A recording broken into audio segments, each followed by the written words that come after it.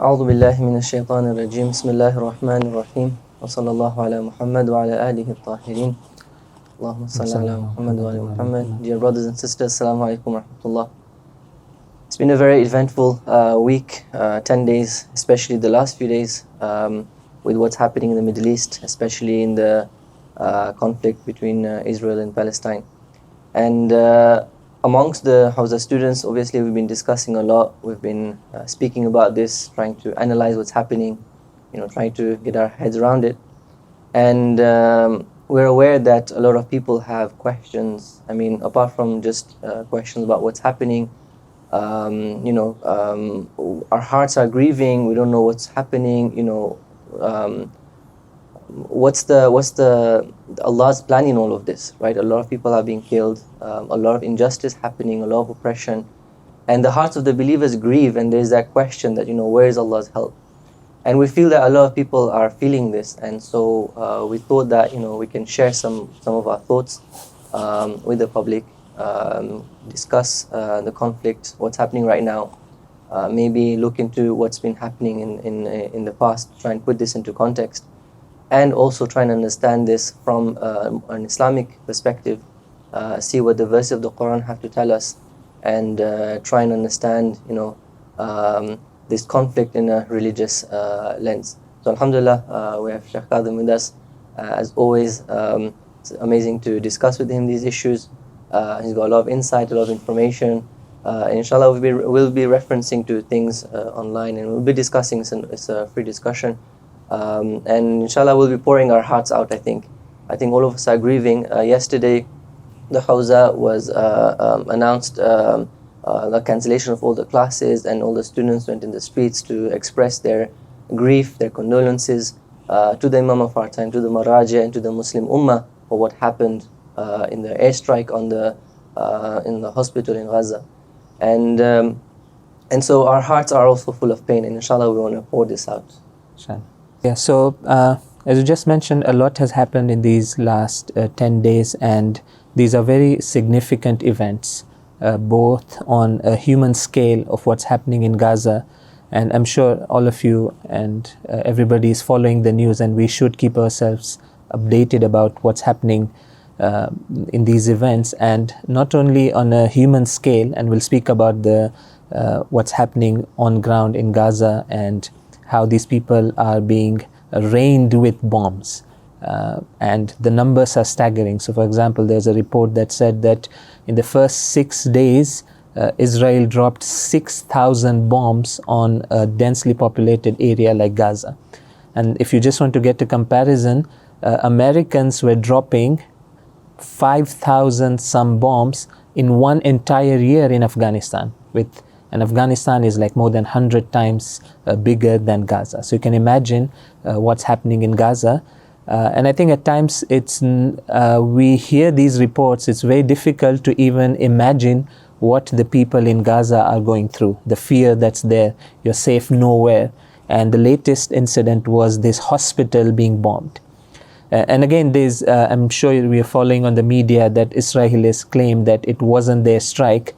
But there's a lot of indications out there, and many people have spoken about this, that these indicate that it was an airstrike conducted by Israelis. So there's a lot out there. I mean, so there's a whole report on Al Jazeera that discusses this idea that it's not the first time that Israel has denied committing a crime, only to later say that it was we who did it. And the most recent example, which became a bit famous, was, so you can see this opinion piece on Al Jazeera, is the killing of the Palestinian journalist Shireen Abu Akila, or Abu Akle as they say it in English. The same thing happened. They first denied, then they blamed it on the Palestinians, and then they let the anger fizzle out. And later only they claimed that, we have investigated, and probably it was one of our snipers who killed. So the same story repeats. How these crimes are committed, and it just suffices Israel. So everybody's watching this, and it just suffices Israel to put that doubt in people's mind that maybe it's not us.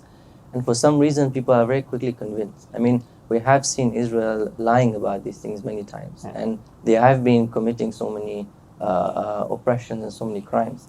It's very strange that all of a sudden they're capable of just using a bit of media to just put that amount of doubt. And for example, I was watching an interview by Piers Morgan, and he keeps insisting that it's not confirmed what's happened. So he refuses to put the blame on Israel, and he keeps saying they're still evaluating who's done it, and so he's refusing to even accept that it's Israel just because they've announced it's not them. Yeah. They just put that small amount of doubt, and that's it.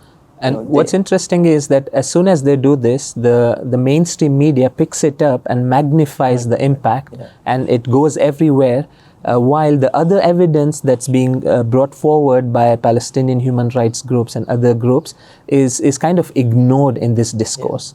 So this is one of the things inshallah, something we should discuss, we should be able to discuss today, is that how propaganda and portrayal of an image of Israel in a certain way works, and how sophisticated propaganda machinery they have.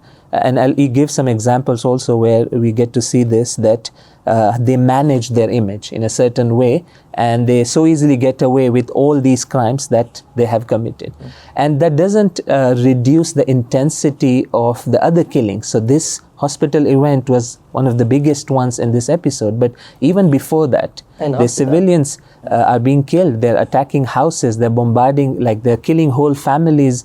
Imagine that there's a family of 30, 40 people in their house, and an Israeli airstrike hits the house, and now it's like immediate death for all these people who are living there with no accountability whatsoever. So there's no one there to question Israel for the crimes it's committing, and that comes because there's a lot of support from the so-called international community, which of course just represents these powerful countries, and the main amongst them being the United States, who's put its full support for all the crimes that it's doing. And something just before we started the show, I was reading the news, one of the top US officials who is responsible for transfer of arms between United States and Israel has resigned, saying that I can't be part of this madness.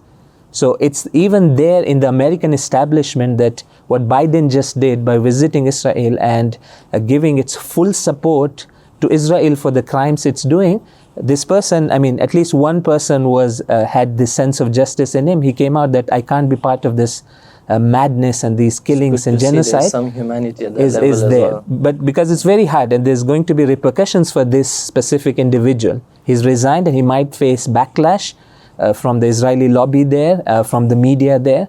So he's taken risk, and he's going to lose something. But that's how we have that humanity still within us, that sense of justice that shows itself in these forms. So you mentioned accountability. So one of the questions that a lot of people have, and I think I would be representing a big number of people in our audience, people back home who are asking this question.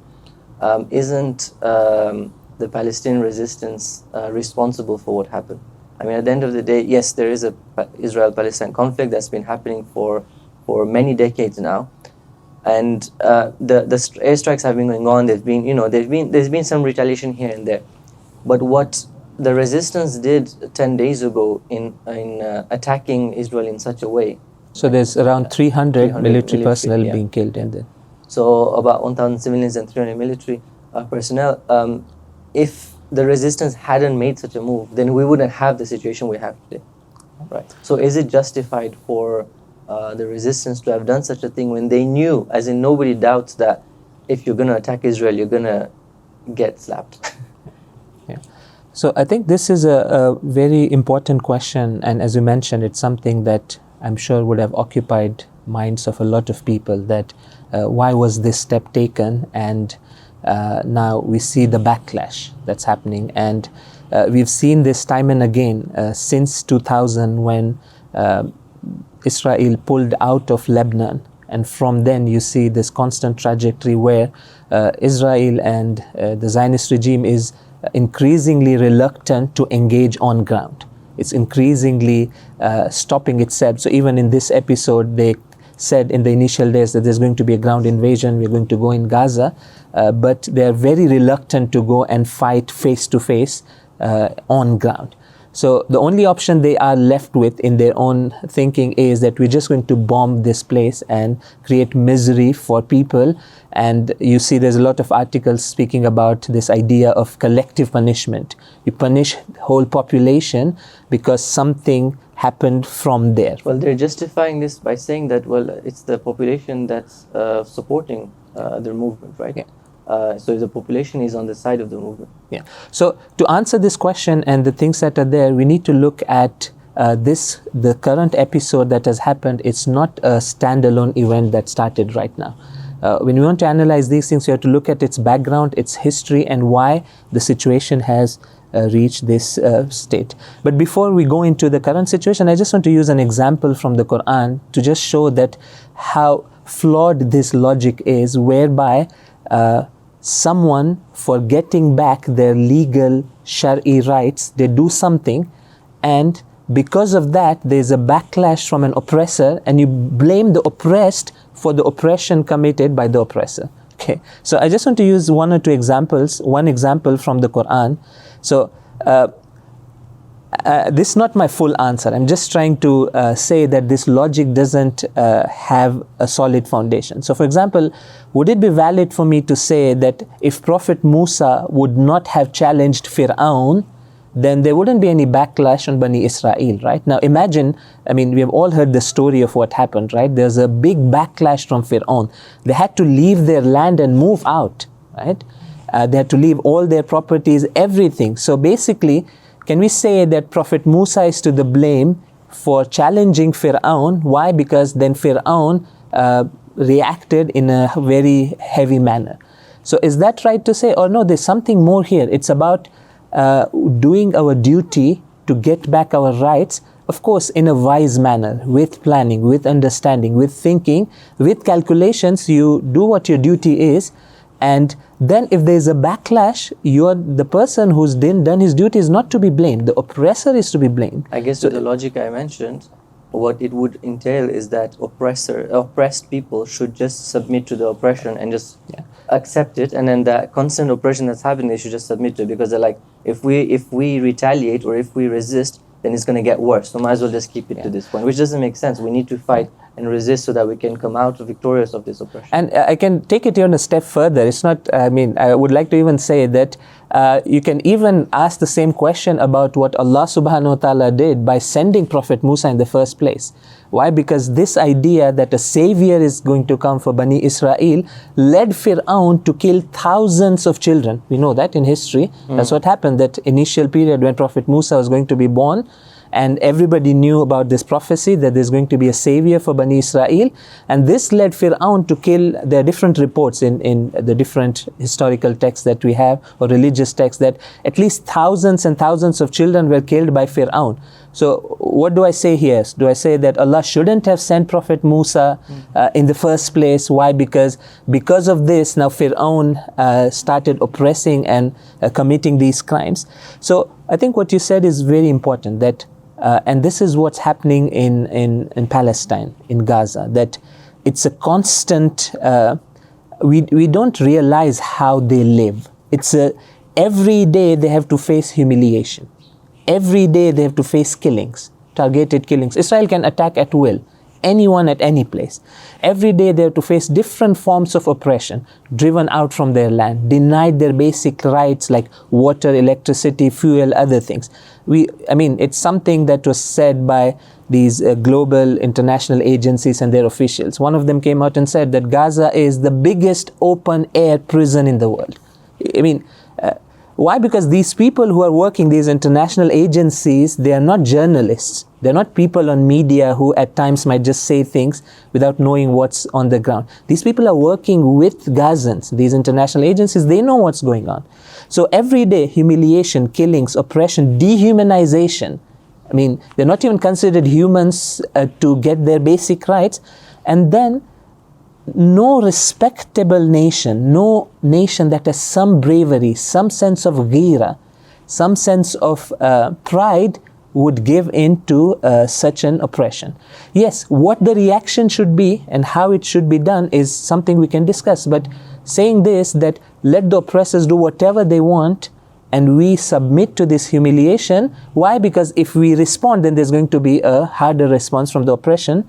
I think it's not a logic that will stand any ground. I just want to mention this hadith from Amirul Mu'mineen, because we want to also link these things back to our sources, and that is that this is a battle of Siffin. And Battle of Siffin was a battle. There's no, like, when you're at war, it's a very hard time. There's lives to be given. So there he says that al-mawtu fi hayatikum makhurin wal hayatu fi mawtikum kahirin. He says that if you live but in humiliation, it's actually death for you. Al-mawt fi hayatikum, you're actually dead. You're alive physically, but your sense of honor, dignity, deen, religion, respect, if it's trampled life upon, doesn't have any value, then you're dead. And then it says, wal hayatu fi mawtikum kahirin. But if you do your duty, if you resist the oppression, then even if that means martyrdom or giving your life, I mean, from an Islamic perspective, I mean, you have, even with death, now you go to a new life, a true life that comes after death. So this idea is, I think, very important that we should pay attention to, I think. I was just thinking right now that it's been in my mind, how do you find solace in this? You see all these videos and photos of, at the end of the day, women and children being, hit, their husbands are going for war, they're being killed, these are, so many orphans, and then now they're being bombed as well, the families are being bombed. And then I remember that, the place where we find solace for all grief, and that is Imam Hussein in Karbala, And when you think about it, Imam Hussein knew, I'm not talking about ilm-e-ghayb and all that, but from the apparent, it was very probable that he would be killed and that his family would be left at the mercy or the lack of mercy of the enemy soldiers.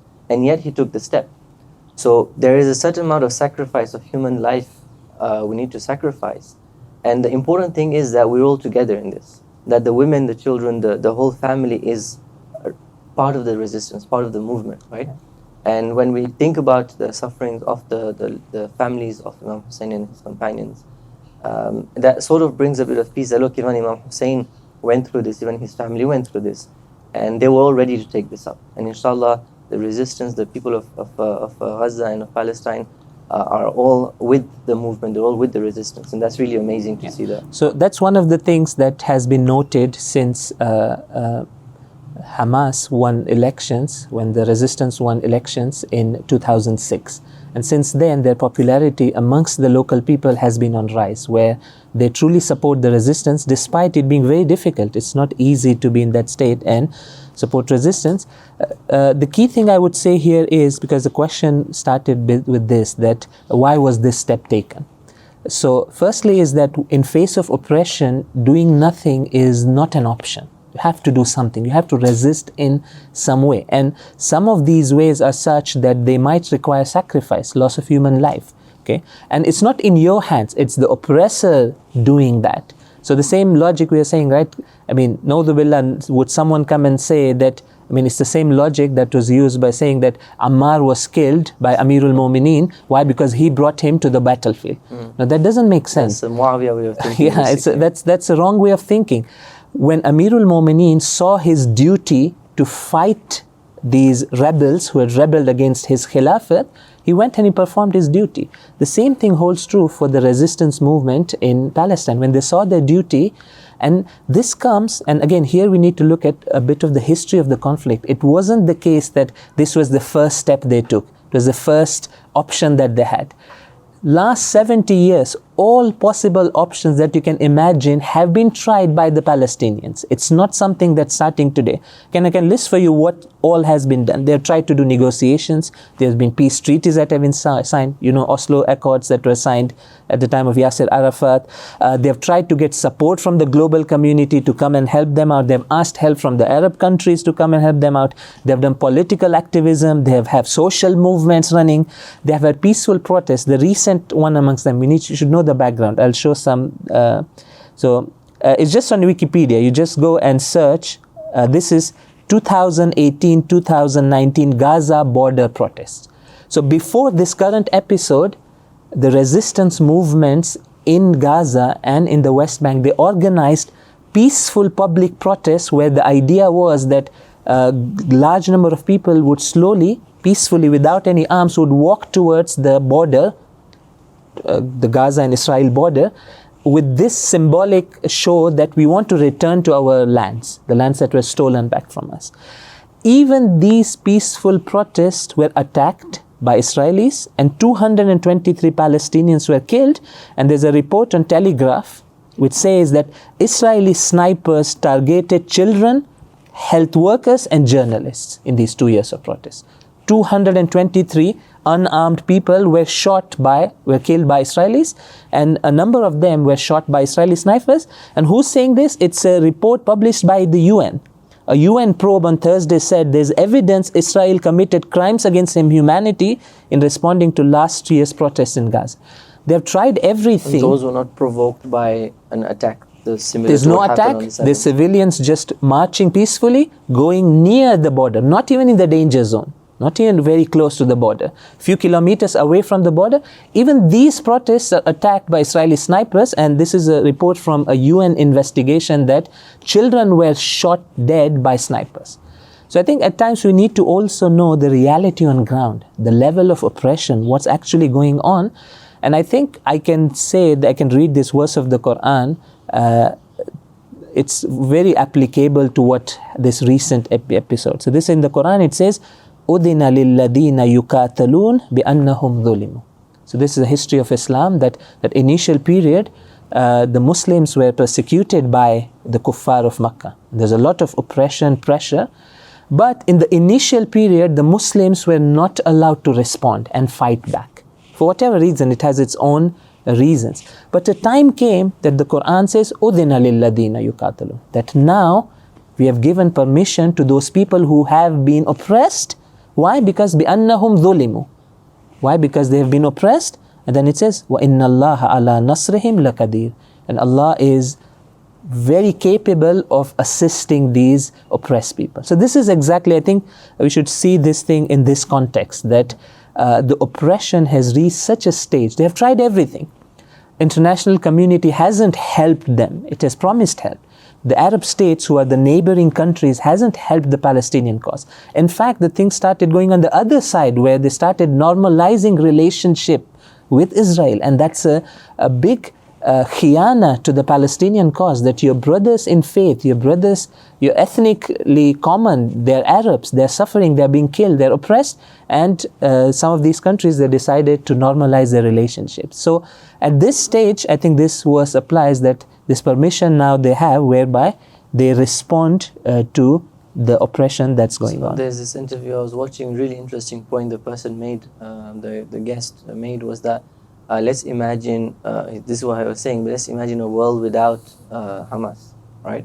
What would it look like? And he said, the West Bank. Yeah. They're not present in the West Bank. And what's the situation in the West Bank? It's total occupation. The people don't have their freedom. People are being killed there as well. And so he was challenging. He was saying that, look, if you're blaming it all on Hamas, fine. Hamas, let's call it a terrorist organization according to the standards today and what they did on 10 days back. But what about the West Bank? All the oppression that's happening in the West Bank, they're not over there. So you see, so just the solution is not to stop resistance. Stopping resistance will not solve the conflict. It's just going to keep the Palestinian people under oppression continuously without anything. And this is what experience has proven. So not only our Islamic teachings tell us that when there's an oppressor, and such an oppressor who understands nothing, they don't abide by any international law, any resolution, a good number of resolutions against them are vetoed by United States. They abide by no moral principles, obligation, no humanitarian. I mean, this current conflict, hundreds of international officials have said that aid needs to go into Gaza. It's on the brink of a catastrophe. It's like breaking down. There's no water, food, electricity.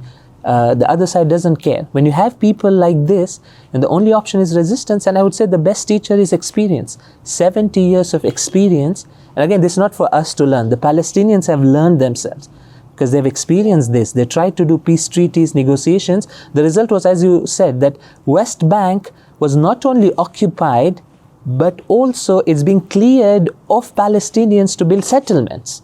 So it's not just that the Israeli regime and the Zionist regime occupies the West Bank. Because that's one thing. When you occupy means that you go and take control of the government there. It's not just they're displacing people. Well. And they're even displacing people. They're clearing out areas where Palestinian land is there and just occupying the land. So it's occupation alongside with all these oppressions that are there, the control of day-to-day Palestinian life. Resistance or no resistance, they're going to suffer anyways. They're going to lose lives, they're going to lose their homes there. So rather than losing all of this and being oppressed without resisting, at least keep your honor and, protect yourself, defend yourself. So now you mentioned that there's a humanitarian crisis and there's no, what are the people around doing it? I mean, why aren't those who support the Palestinian cause helping? For example, you have Egypt in the that has a border with Gaza. Why isn't Egypt helping or opening its borders? Why aren't other players in the area getting involved in this? I mean, the US is clearly supporting Israel and providing it with arms and weapons. So Israel is being openly helped by Western powers. Why isn't anybody in the Arab Muslim community helping the Palestinians? Yeah. So with this, we need to see that historically, these countries surrounding the occupied Palestine, the role they have played hasn't been very positive, in the sense that when the need was there, they didn't step up to help. The Arab public opinion, because we need to make this segregation between the Arab public and public opinion and the governments that are ruling these societies. Okay, so Arab public opinion has always been in support of Palestine, not only in their voices and coming out to protest for them, but even giving them aid, supplying them with what they need. They've always been there. But it's the governments which now, because they are so dependent on the Western powers in all different ways, for their security, for their economy, for their aid. Okay, for example, Egypt receives annual aid, big amounts from United States. Okay, so now when you have countries that are so dependent on the Western powers, on the United States, to hold on to their power, naturally when an event like this happens where the United States has put its full backing on one side, they're not going to enter the conflict in a way that they would feel that their power is going to be threatened. And the only thing that's going to be a point of pressure for them, and that's what's happening, is the public opinion. So even the recent attack on the hospital in Gaza, the next day, Biden was supposed to meet Jordan, Egypt, and Palestinian leaders. So Mahmoud Abbas, Jordan's the King Abdullah, and Sisi from Egypt. But when this event happened, when this atrocity happened, when the hospital was attacked, there's so much anger on Arab streets, and you saw the protests, that these leaders, they feared that their own people would turn against them because of their because of their inaction, because of their lack of support. So they had to back out, and at least they had to give statements in support of Palestinians.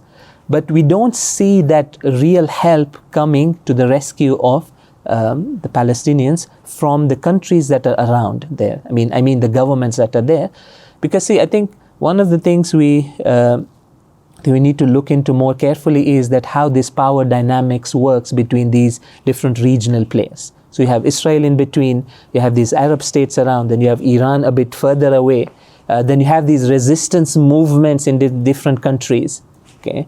So you have Hezbollah in Lebanon, you have other resistance movement in Syria and Iraq, Ansarullah in Yemen, and you have the global powers who are there. Okay, so European Union and United States. So all of these, they interact in a very complex way. Of course, there's Russia, China. So global politics, we live in a world today that not only we are globalized in sense of the media and other things, information, we live in a globalized world in the field of politics as well. So an event happening in Palestine, and this is linked to what's happening at the global scale and who puts their support. So basically, it's like these governments are at times scared that if they do too much, then there would be repercussions from United States. They'll cut their aid. They'll do this. And there's always a possibility of Americans entering the conflict directly if they're given the pretext to do so. I think this really shows the importance of what Ayatollah Khamenei keeps insisting on, the fact that we should be independent of these superpowers. Because when you're dependent on them as a Muslim country, any country to be honest, that wants to do good, if you're dependent on others, if those others that you're dependent on decide to do bad things and commit crimes, then you can't say anything to them. Exactly. And so your humanity is tied to your pocket, basically, right? You can only speak out for the truth if it's not going to hurt your pocket. And this is really sad. Yeah.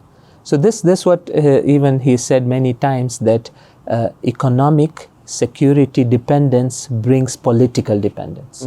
So if you're dependent for your security on a foreign power, you don't have your inner strength to defend yourself from threats. And every country, they have threats. I mean, they have internal security threats, there's threats from outside players.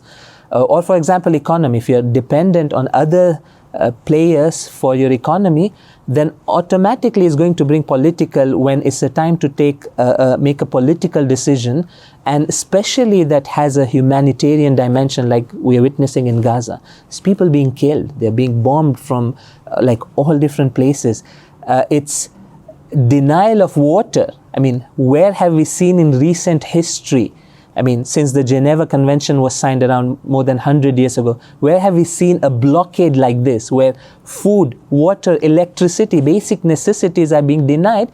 Such was the extent that Russia had to come and give a statement and warn Israelis that they shouldn't do what the Nazis did to Leningrad. So this is important, you can go and search online, the Nazi siege of Leningrad. Leningrad was one of the big cities, and it was in blockade, a siege where they were denied everything for more than a year. And the people in Leningrad, they resisted, but the human cost was such that people died of starvation, big numbers, like hundreds, thousands and thousands of people in Leningrad, because it was surrounded by things. So Russia had to come and say that we shouldn't witness something like this. So what's happening on a human scale is something that's very enormous. And when you're dependent, you can't even take a basic stance in a humanitarian crisis. So that's really sad, that how much dependence on other powers stops you from even supporting basic humanity, where people are being oppressed and killed and bombed. But I think on the brighter side, if we look at this human dimension, and we feel sad for it, and I think we also should know, all of us again, that we have a duty. And again, it's not just a human duty, it is a human duty, right? Any human being who knows about these events will feel the pain, but it's an Islamic duty. We have so many ahadith that tell us that when there's another Muslim who's in pain, then we have to do something. I think this is a very famous hadith quoted both in Shia and Sunni sources from the Holy Prophet, where he says, "Man sami'a rajulan yunadi ya lal muslimin." Whoever hears a call of help from another person, it doesn't even say Muslim, from another person, he says, "Ya lal muslimin, O Muslims, come and help me." فَلَمْ يُجِبْهُ, and there's no response. Even to the extent of expressing solidarity, that's some response. I mean, let's say I can't do more than this. I just ignore this call for help. فَلَيْسَ بِمُسْلِمٍ. Such a person has not lived up to the true meaning of Islam. Isn't this hadith contradict or showing us that this playing politics is non-Islamic? Because, like you explained, the political situation doesn't allow some of the countries to get involved in this because of their own interests. Well, isn't that literally against this hadith? The hadith says, if you hear don't play politics, just go and help him out. Okay, so I think I would say it like this, that if inaction, the inability to do something in this conflict, if the main reason for that is something like this, weakness, dependence, worried about your own pockets, your own material life, your own power, then definitely it's something against Islam. It's not something Islam approves. But at times, you can have lack of action and lack of going into this conflict, but that's based on some other Islamic principles, the positive ones, which say that you have to act with wisdom. You have to see what the enemy is doing. We can't be taking reckless steps in a manner that it's eventually going to benefit the other side. Okay, so if there is wisdom, if there is concern, and if there is efforts to do whatever we can do Not that we just leave, we give some statements and say that, oh, we condemn this attack, we condemn that attack, but we are not trying to do at least those things we can do. Okay, because in international politics, all the players, they have limitations. It's not the case that, for example, Iran can just jump into the conflict and like sort it out in a matter of few days. That's not the reality. Rather than fixing it, it could make things worse. Things worse, because I mean, there's a hadith in Nahjul Balagha. Nahjul Balagha is a very good source because some of the khutbahs Amirul Mu'mineen gave was in the state of war, because he fought these 3 wars, and there's a lot of wisdom there. So in one of these instances, he says, "Inna akhal harbi arik," that when you're in state of war, you have to be alert. Man nama lam yunam am. If you are careless, if you sleep, don't think that the enemy is sleeping. Okay, so it's a very sensitive time. So if it's based on Islamic principles, even if it's inaction, let's say that, for example, this question is there, right? Like, for example, why is Hezbollah not getting involved? It is getting involved to some extent, but why not getting fully involved? Why are other players not getting fully involved?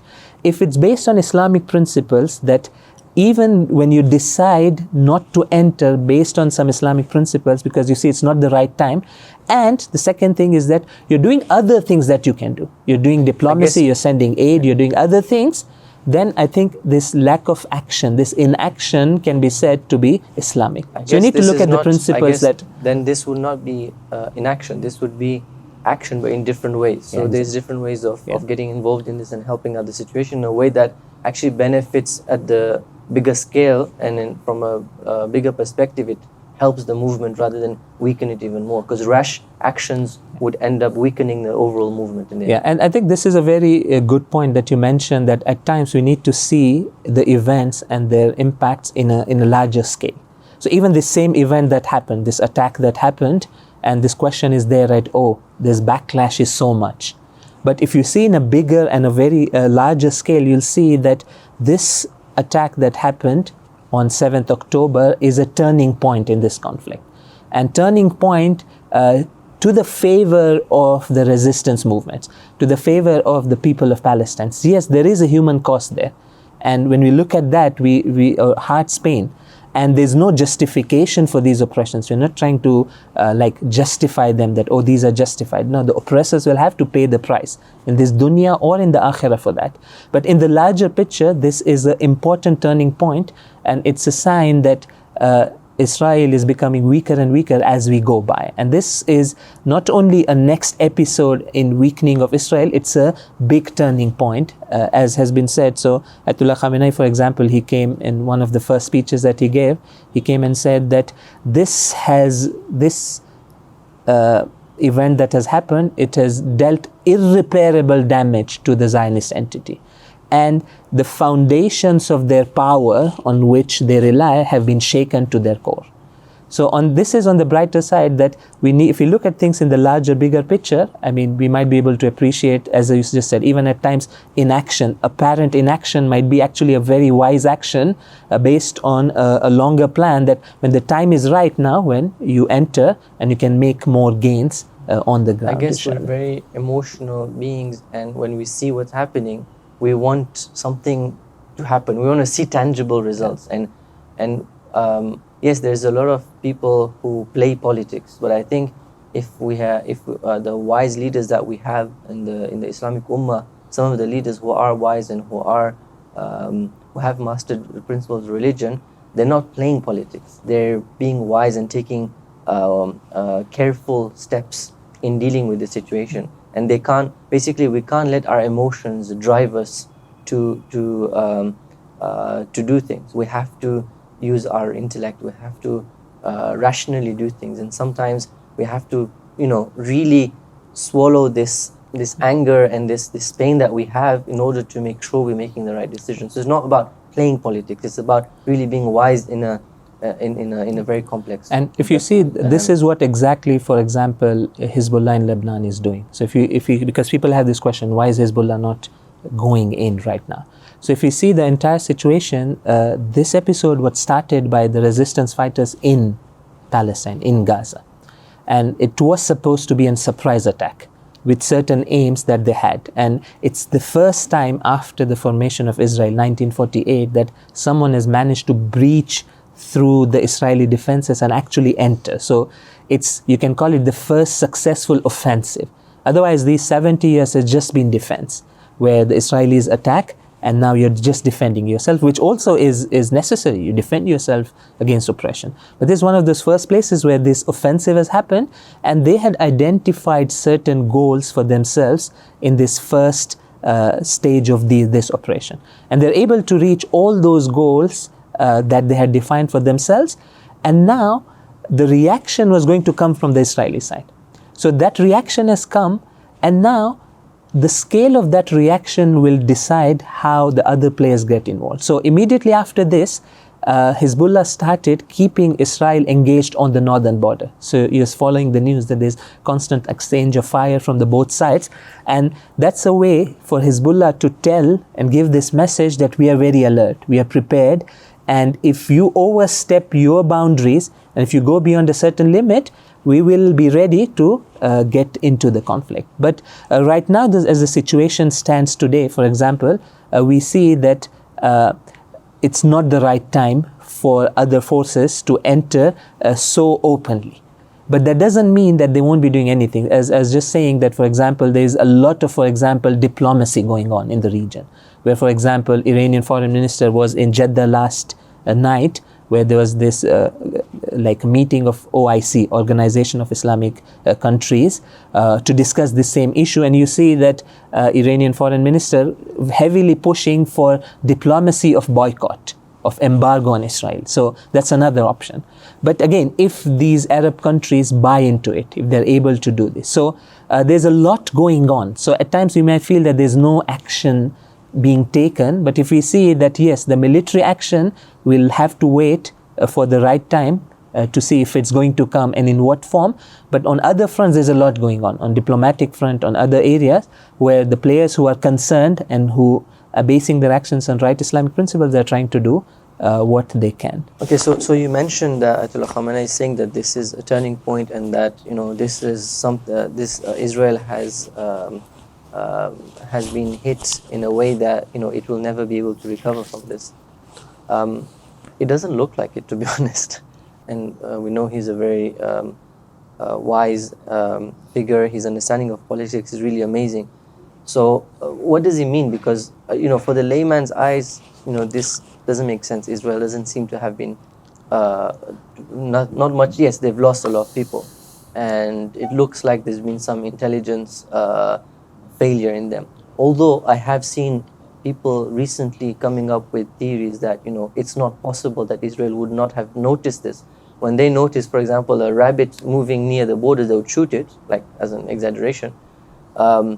There's no way they would have missed people coming with paragliders, right?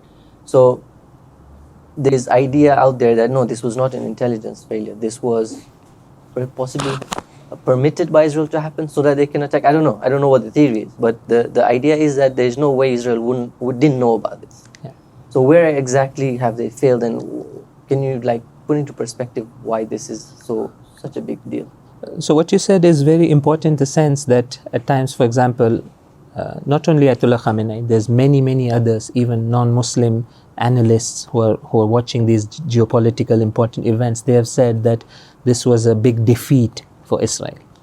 And now, as you mentioned, from a layman's perspective, it doesn't look like that, right? Israel is bombing them. There's more than close to 4,000 Palestinians, most of them civilians, most of them women and children have been killed in this conflict. So when you see from at that outer scale, it looks like they have the upper hand. They're killing at will.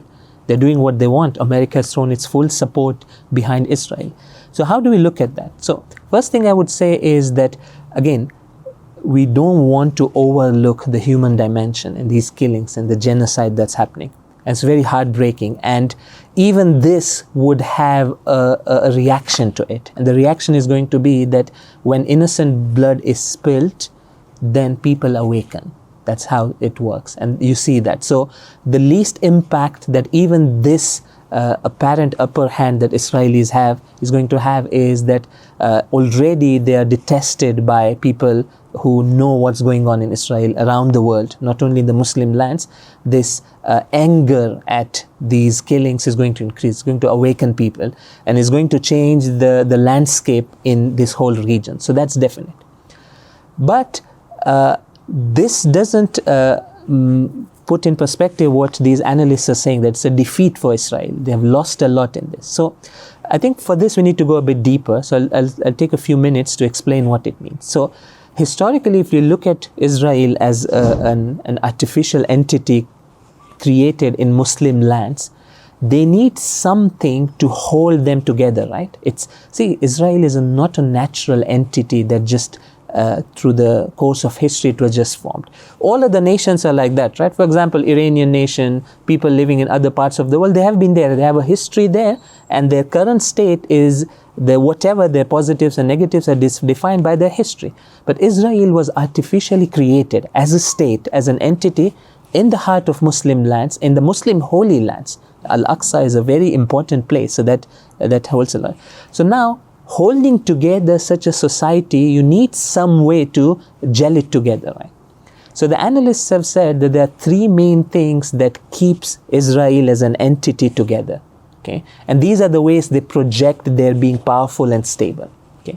The first thing which we briefly spoke about is their propaganda machinery, a very elaborate one where they project their image for the world, for their allies, for their enemies, and even for the people inside. And we live in a world today where how you project yourself carries a lot of importance. How do you show yourself? Right or wrong, at times, you might create a false image of yourself and fool people into believing something about you. So this is one of those places where they get their power, okay? And they project it to the world that, for example, you see there's a lot of money spent on this thing to portray Israeli army as the most moral army in the world. When you go and search online, they've done so much. Or there are dedicated lobbying groups in United States, in the Western world, in the UK. Their sole aim with big budgets is to project the right image of the Zionist entity. And I just want to give one example, and it's something that we rarely notice. So I want to ask, for example, my audience that have you ever heard of an organization called BICOM? BICOM in the UK. So let me show you some very interesting things that, okay. So let me just search for you BICOM. Okay. Okay. So BICOM is a lobbying organization in the United Kingdom with a few $1 million of budget, sponsored by one Israeli businessman, okay, whose father made big money by selling arms, okay. So one of the ways that Israeli economy works is that they export arms, okay, to different countries, at times even illegally, and there's reports about that. So one of those people, he's supporting this whole entire propaganda machinery to the extent that Guardian covered an article about this. So let me just open that for you. So this is an article, this is more than 14 years old. You can see on the screen how the pro-Israel lobby in Britain benefits from a generous London tycoon. So it goes through all the details. Britain's most active pro-Israeli lobbying organization, which flies journalists to Israel on fact-finding trips and organizes access to senior government figures, has received nearly £1.4 million in donations from this billionaire, from this person. The name is there and the details are there. So again, this is just I'm just giving some examples. So they have a very elaborate machinery where they can manufacture consent, as for example, it's a famous title of the book by, forgot the name, by Noam Chomsky. So this, again, it's to do with the entire Western media, but this is one of the things that Israel tries, and it does, that it tries to manufacture consent about their things. So with this current episode and these last 15, 20 years, this is breaking down. They're not able to manage public opinion as well as they would have liked. Again, it's still out there, but now people who have a bit of information, they have a bit of reading, and they know that these are all, this is a part of a very elaborate campaign to project Israel in a very positive light. And again, there's a lot of things that come with it, that we are oppressed, we don't have a land without people people without land, all these ideas have been there. So that's breaking down. So that's one. The second, and I think a more important portion of Israeli power is that in Israel, military is not something that's holding the state. Okay, military is the state. Okay, so basically Israel's existence relies on it being the strongest military, the strongest intelligence, where everybody has gone through military training. Even the civilians who are living in these, they're armed, they have weapons in their house.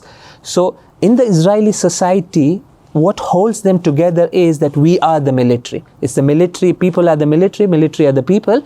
And this is the doctrine that the makers of Israel instilled for Israel to stand on its feet. And that's what it's been doing, that having a military which is like the most powerful military in the Middle East, the most powerful intelligence, the most feared military. So this, a part of it was what the equipment that they have, the other things that they have. A part of it is propaganda, how they project themselves. With this current episode, this idea that it's the most advanced, most developed military in the world has been shattered.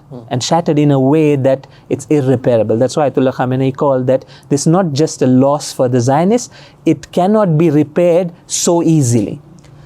Why? Because now no one believes that Israel is an undefeatable army. That there's an army, they can do things at will. They can even, as I said, that even a rabbit moves, they can shoot it down. Okay, although they like to project themselves like this, okay, they like to project themselves like this, that even like inside your house, what you're doing is being monitored. But these last, again, I'm not saying just this episode, these last 20 years, from 2000 is a turning point. Okay, so, and all these different wars that Israel has fought with Lebanon, with the Palestinians, have shown that they're not as strong as it appears to be. And the key indication in the current event is their intelligence failure, that how in such large numbers, breaking the fence from several different places, how they managed to get it. You don't think the theory that this was allowed by them is true? I would take it as like a nice conspiracy theory, but if you see what happened on the ground, how well they have been preparing, there was cyber warfare involved in this, that at times you might disable their surveillance systems, or at times it might be such a surprise attack that the other side doesn't have enough time to go into such a thing. I think it's very unlikely unless some evidence is presented for such a thing. Although if that happens to be true, then that means that the Israeli force has allowed 1,300 of their own people to be killed, and that is bad. That's really bad. That's worse than even the intelligence failure. That's the standard explanation that we have.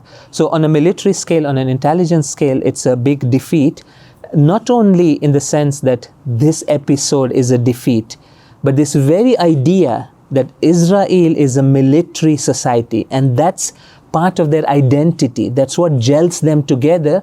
And when you have a nation whose identity is based on something, and something wrong, I mean, building a society with this idea of being a military power is completely wrong. I mean, but any society that's built on this, if you take that away from it, that society and those people now have a very deep sense of fear and insecurity, where now they're not willing to go and fight face to face. And this is what happened, right?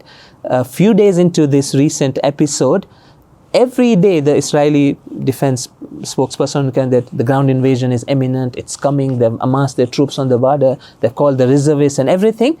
Ground invasion hasn't started yet. This is a big question. Why? The main reason is that they know that ground invasion, they are no match for the urban warfare that the resistance fighters have prepared themselves for years now. Okay, and urban warfare is not easy. With a big, well-equipped army, you might be walking into a death trap. You might be walking, and Israelis know this. Okay, that's one. The second thing which has been noted is that in the old days, like 20, 30 years ago, still the Zionist ideology held some sway over this military. Like they had bought into the Zionist ideology that this is our promised land, this is what we want to do, we want to do these things. Today's generation and these young Israeli soldiers, that Zionist ideology doesn't drive them, it's not appealing for them. They want a good life. A good number of these Jews are secularized. I mean, it's not that they have that Zionist zeal. Again, right or wrong is another question, is that they don't even have any ideological backing which would say that, okay, I'll go and fight, let's say, nationalism for my country, for my religion, for my people. So even these ideas are fading away. This makes them increasingly more reluctant to go and have a face-to-face thing. Now, the only option that remains for them is just bomb people, just kill innocent civilians, show that the terrible face of them that's there, and that's what's happening. So that's the second thing. The third thing I'll mention, again, we're just discussing that this is what holds Israeli society together, and it's crumbling. So the third thing that the Israeli society has, which holds it together, were certain discourses and ideas that were pumped into these people who live there, and that would make it like to create enough incentive for them to move from other places and come there. So promises of economic incentives will give you land. Of course, the land is a stolen land from the Palestinians. So it's land taken away, but because they have this land, they offer it to the people who relocate from outside. Through the Zionist ideology, they're saying that this is your homeland. Okay, these ideas are there, so that makes people come. Through the promise of political stability, that we are very stable here, we are like stable in a very chaotic region and thing. And the fourth and a very important thing was the promise of security. That you come here, you are safe. No one is going to touch you. You have taken care of all the militants and the people who are going to harm you and everything. You are the best army in the world, best intelligence in the world. All these four things in last 15 years have been slowly declining, and this is, you can say, that nail in the coffin, which is going to even make it faster, these things. So how do we know this? I mean, there's a BBC report, again, August, it's not even very far, which says that Israelis seek opportunities abroad amid unrest at home. There's a whole report that 1/3 of Israelis are planning or thinking to leave Israel. Okay, that's a big number, right? 1/3 is a big number, and the reasons are many. Economic opportunities are not there. There's political, right? There's been protests against the Israeli government by the Israelis because of the turmoil that's there. So that's one reason, and the biggest thing is that, and I mentioned Zionist ideology is not appealing for the new generation anymore. They don't buy into these kind of things. We live in a very secularized world, and many of these Israelis, they're secularized. They don't buy into this idea that, oh, we have to fight for our land and this ideology. And at any rate, this Zionist ideology is not something logical that you can accept, that you drive out a whole population from somewhere because like 2,000 years ago, it was a promised land for you. So that doesn't make sense for them. Political instability, what's been the protests in Israel, and now with this current episode, the promise of security is gone now. Because the first time that such an attack has happened in 30, 40, 50 years. So there's an overwhelming fear in the Israeli societies. The numbers say that 500,000 Israelis have been evacuated from southern Israel, and they've been sent. So there's a report by the Hotel Owners Association of Israel that half of our rooms are being given to these people who have been moved out. And there's long queues at the airports for people to exit from Israel. So 5,000 German Israeli citizens signed up to leave Israel. UK citizens are trying. There's not enough flights. There's problems with insurance.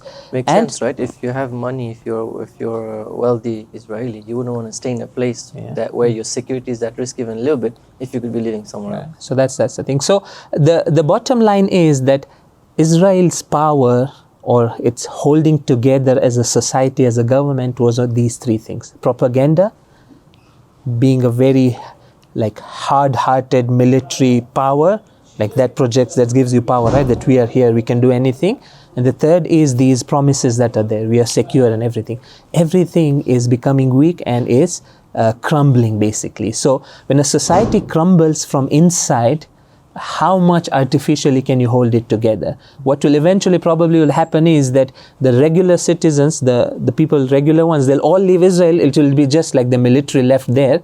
And it'll be like a government setup without people to rule. So when a society crumbles from inside, and that's why I think in this context we can understand these things which are being said by some of the Muslim leaders, that the victory is near. And inshallah, that's how we see it. As we say, إِنَّهُمْ يَرَوْنَهُ بَعِيدًا وَنَرَاهُ قَرِيبًا. They say it far. They say that no, everything is okay. We have things under control. We'll destroy these resistance fighters. It's nothing. all these claims that are being made will make them pay for a price and all this, because they see their end as like ba'id, far away. But we see وَنَرَاهُ قَرِيبًا, inshallah. So that's the brighter side of things, but it goes into a bit of a deeper layer of analysis where we understand how these societies are held together, what brings them together, and that's when that's replaced, then that's the end of an artificial entity like this, which was created with these things holding it together, inshallah. So the last question before we end, inshallah, we don't make it too long. I think there's a question that a lot of people have in their hearts, and I think answer to this question, I think, is what's going to bring a bit of peace in people's heart, is Mata Nasrullah. Like, really, when is it going to end? We've been waiting all these years, when is this conflict going to end? When are the Mu'mineen, those who are seeking justice and peace, when are they going to succeed? So I think that's a very important question, both, as you said, emotionally, we want to know that what's happening, what's the future. Even at times we want to know Islamically, like how do we see it, like where is Allah's help? I mean, we see that Allah helps the oppressed and these kind of things. We know all these things, that we believe that Allah's justice, and so at times it might turn into a theological question about justice of God, that where is Allah's justice here in play? So I think I'll just read one verse from the Holy Quran, and inshallah, based on that, I think a lot of things will become clear. It says, Ya ayyuhal ladina amanu, in tansurullah yansurkum, wa yuthabbit aqdamakum. That Allah's help is there, but there's a condition to it. And the condition to that is, if you help Allah. Okay. So, in tansurullah yansurkum. Allah's help will come if you help Allah. How do you help Allah? By helping His creation, helping His people, doing the right thing, doing our duty to these oppressed people that are out there. So now, this creates a very interesting equation from us, in the sense that when it comes to this Palestinian conflict, which is not something that's started recently, 70 years of constant oppression, occupation, humiliation, and I mentioned like killing, genocide, no Muslim nation, or for that matter, no nation in the recent modern history has faced so much pressure that the Palestinians have faced. I mean, in terms of the types of oppression and the crazy things that the Israelis have done, cutting water, denying education, basic rights, killing women and children. I mean, everything you can imagine has happened to them. When it comes to this conflict, people are of two types, okay, generally. There are those who did their duty, who actually followed this verse in Tansurullah. They helped Allah in this thing, in whatever capacity. So, for example, the resistance fighters, they did their duty. Even it meant giving their lives, okay. Other people who could help them, they helped them, the outside place, in whatever, in aid, in humanitarian aid, in everything. So this verse is telling us that those who did their duty, in that amount, Nasrullah is there, Allah's help is out there. And these victories that we are seeing, that Israeli society is crumbling from inside, the global community is waking up, Muslims are waking up, that this is what's happening, it's Nasrullah. Form of a victory. It's form of a victory. It's a start of a big victory. Someone might say, no, I want that full victory. When is that full victory? There's two things I'll say. One is that, Inna Nasrallahi Qareeb, inshallah, that final victory is very near. The second point that I'll say is that, look, if there is a problem that needs 10 people to participate to solve it, and if only 5 people are doing their duty and 5 people are not doing their duty, we can't say, oh, why Allah is not helping. See, Allah's system doesn't work in this way, that whenever there's an oppression, Allah is going to intervene directly and stop that oppression. Does that mean that Allah is happy with the oppression? No, Allah is telling us that you go and stop the oppression. So basically, stopping oppression and helping and Nasr is our duty. Allah's help comes with our efforts. And there's basically, a wisdom behind it. The effort is not there, the help doesn't come, right? The sort of, like, I want to put it like very physical form, the help of Allah is being carried through the efforts of the people. Exactly. And the best you can say is that it's partial victory, because not everyone has done their duty. We know that these states around Palestine, they haven't done their duty. Had they done what their duty was, had they acted on in Tansurullah, by helping the people of Palestine, this issue would have been solved many, many years ago. So basically, we look at it like this, that anyone who acts on this verse in Tansurullah, even if it means that he has to lose his life, it's a victory for him. And there's another verse in the Quran that says, "Kul hal tarabbasuna bina illa ihdal husnayn." That if someone does his duty, then Allah's help is going to come in one of these two forms. Ihdal husnayn, two good things, victories. What's one? One is the apparent victory that might be there, or at times it's martyrdom, shahad, that you've given your life for a just cause, for justice, for people who are innocent people who are being killed. So this verse is in a way we should be like proud and happy that there were people in this conflict who had concern, who had iman, and who really went in and they did their duty. And we're seeing the results of this resistance today. And as you mentioned, that without this resistance, let's say this wasn't there, what would happen of Palestine? I mean, if this resistance wouldn't be there, they would be ignored and wiped out. And that was the plan, right? That you ignore this issue so much and do whatever you want at will that now no one cares. And the ultimate thing that they would want is just not have anything called Palestine. Erase the Palestinian identity from the face of the map. Let them integrate with the Jordanian society, with the Lebanese society, with the Egyptian society. And that's possible, right? If you oppress a nation so much, and if they don't stand up to their identity and their future, they might eventually say that now who wants to fight this war? Let's go in Jordan, live like Jordanians. Let's go in Lebanon, let's migrate to the West. But this shows the courage of these Palestinian people, and we say we salute them. Like the resistance fighters and the people. People have a lot of courage, because it would be easy to just say that, oh, resistance fighters, why are you doing this? We don't want you to do this. We are moving to another location. We want to just live peacefully. But imagine the humiliation, the disgrace that it would carry. They're not ready to buy into that. But yes, those who haven't done their duty, we won't see the full results. Again, Allah's system is very precise. It's not that, oh, because I want something to happen, it will happen. There's causes that have to come in place. But inshallah, we're seeing that time that slowly and gradually, even other players will slowly and gradually wake up to their duty. The Arab masses, the other countries that are there, inshallah, we will see a time where they will also do their duty. And if like all the people who are supposed to play a role in this whole event will do their duty, the result is, Allah's Nasr and His thing is going to come, inshallah. I think one thing that makes people lose hope is the fact that we're so few against, so many enemies. The enemy is so powerful. We're talking about, world powers against, a few, a group of people with a few arms. But then when we look at the Quran, again, amazing. We have, for example, the story of Talut and Jalut, right? How a small army of Mu'mineen were able to conquer a very massive army that was well equipped.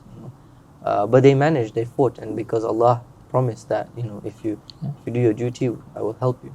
And so there's that, and there's the story of Prophet Musa that you mentioned. Again, the odds were there, were not in his favor at all. They were being oppressed. There's a whole government on top of them, but they still managed to save themselves.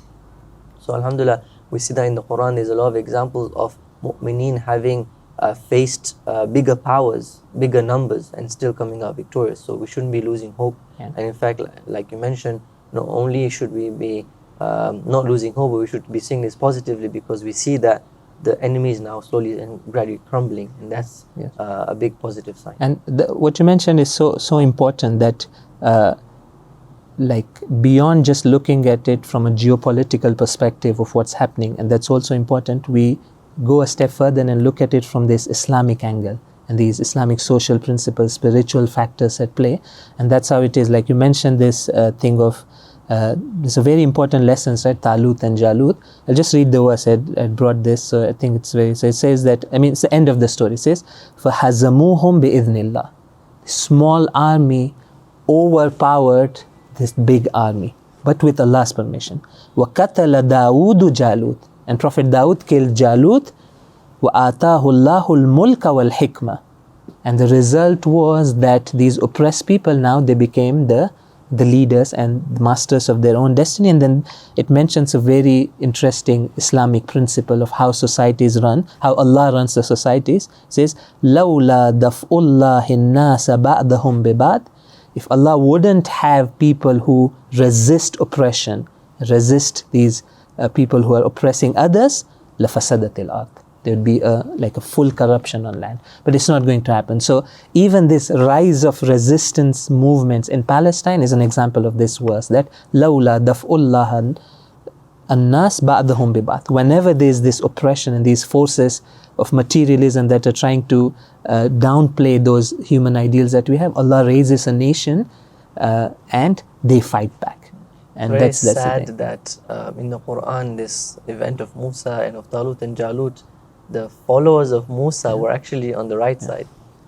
And today, the same people who claim to be following Musa are now on the wrong side. So that's also really, it's very sad, and it's also a big lesson that Allah has not promised any nation that they will be on the right path regardless of whatever they do. So these ideas that nahnu abna'ullah, Bani Israel said that we are children of God and we can do whatever. So the criteria that Allah has put forward is taqwa, iman, spirituality, justice.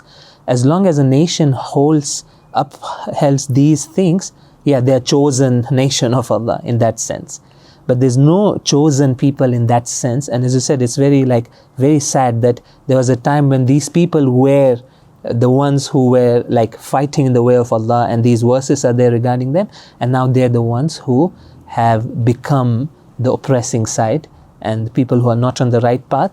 And you see these atrocities and these things that are out there. I think it would be unfair to end this session without talking about how we could practically do something about this. If we can, like in a few minutes, just mention a few pointers of what we can do to contribute to this movement in helping the oppressed against the oppressor, would be really So I think first thing I would say is that, I don't know how to put it across, but I think if there would be a way where we could understand the importance of this issue and take interest, because at times it may happen that I may feel that, oh, it's somewhere far away, it's nothing to do with me, my family is not suffering, I'm not so interested in political issues. So I think the first thing would be to remind ourselves that this is important. I mean, we as Muslims should be concerned for the destiny of other people. And again, it's a humanitarian issue. We should know that there's like a human cost that's being paid, not just today, last 70 years. I mean, you have no idea what Israelis have been up to, targeted killings, just shooting like the leaders randomly. So there's many examples. Shaykh Abbas Muswi in Lebanon, traveling in his car from Beirut to South Lebanon with his wife and 2 young children. Israeli airstrikes, all of them are dead. Just targeted killings on broad daylight without any accountability. No international criminal court is going to do anything, nor anyone is going to do anything, no accountability. So it's a humanitarian issue firstly. Secondly, it's a legal issue of rights. I mean, it's a right of their land, there's occupation, there's basic human rights being denied. Third, it's an issue that impacts all Muslim nations. There's colonial interests of the Western powers that they want instability to be in the region. And this is a story that we need to follow. So the first thing I would say, first duty is that we should keep ourselves informed. We should know that what's happening. Why is America... Awareness is the starting point to any action. If we don't have awareness, it doesn't bring that motivation to do anything, right? So for action to be there, we need to have knowledge and awareness. And awareness comes with, we'll have to go into a bit of reading, bit of like organizing sessions, a bit of historical background, a bit of role of other place. Like it's a question, right? Like what shouldn't make sense that why is America supporting Israel like this? Like what common interest do they have? What's happening? Why is Israel being given $4 billion of military aid every single year from American taxpayer money by the US government? And even that wasn't enough. Now they're sending extra aid for this They have conflict. An additional package which might go in billions of dollars. I mean, Biden comes and says that we have your full support and everything is with you. Why? I mean, so we need to so as you said, awareness is the key. And at times, at least I personally feel that the awareness is lacking. We have not read about it, we haven't understood the thing, haven't understood the different dimensions to this whole issue. So that's one thing. The natural result of awareness, and that's also good, one of the things that we can do, as you said, that with awareness comes action, is that we'll feel bad, we'll feel sad. Pain, So even that feeling of that pain is good for us. that, I mean, we express solidarity with these people who are going through all this. So that's good for us, like for our own spirituality, that when there's someone oppressed, it's a sign of my iman and my fitrah that I feel pain for them. So feeling that pain, I mean, I would even say like shedding a few tears for what's happening there, it's good. It's something that we can do if we can't do. Pray for them. It's very interesting. I'm not proud of this, but just a personal thing. Many years ago, I used to follow the Palestine-Israel conflict quite a lot, and keep up with it, and you see so much oppression happening. At one point, you're like, no, just leave this. I can't do anything from here. I'm just reading and I'm just burning from inside for no reason. Just forget it. And so I left. I stopped watching these things. I stopped following what's happening. And over the years, I realized that okay, the pain went, but I also started having a stance of indifference to what's happening. And when indifference happens, that means that the door to action is completely closed. When you don't have awareness, you don't have the pain, and you're indifferent, well, you're not going to do anything about it. And that's when I realized that, whoa, I've moved away from the cause. I've forgotten that there's a people who are suffering and who need our help, whatever little we can help them with. Exactly. Right. So we need to be careful that this doesn't happen to us, that we don't become indifferent of this, because then we won't be able to help out the cause. Yeah. So, and then there's a lot of practical things we can do. Again, everyone to their own capacity. I'll keep it very brief. We can pray for them. There's the least we can do, right? So even just to give an example, just yesterday, Ayatullah Tahreeri was one of the well-known scholars here of Akhlaq. On his social media, he posted a few du'as, and he said that the Mu'mineen should recite these du'as for the people of Gaza and Palestine. We can pray for them. There's du'as that are there, and I personally feel that we should have this iman and belief that du'as are helpful. At times I might feel that, okay, I'm sitting here, I'm just going to recite the dua. No, du'as are effective. If a lot of people do du'a and genuinely they feel the pain and do du'a, I think du'a is also important. Inshallah, I will put these du'as in the description of the video so that people So these are three du'as he mentions that he said that whoever can recite should recite. Raising awareness. Now, this becomes a duty. Let's say I find out about what's happening there, and I know there's 100 other people who have no idea. Not only they don't know about it, they have been misinformed. They have wrong information about, because what the mainstream media gives you is not what's actually happening. There's a lot of interests at play that define how different media outlets portray. And it's a very interesting thing. You see that each media outlet, the words they use, what they highlight, it's very different. So if you just leave people to the mainstream media to get their information, we won't have that full, complete awareness. So raise awareness so you can counter the propaganda that's out there. Humanitarian assistance. If I can give a bit of my money to help humanitarian aid, to send aid to these people, why not? If someone is suffering, we give charity, right? This is one of the examples of charity, and we've seen that many people are doing this, collecting aid, so that's something you can do. Street activism. Come out on the street, protest. At times one may feel that, these don't have an effect. It has so much effect. It's a message to the friends.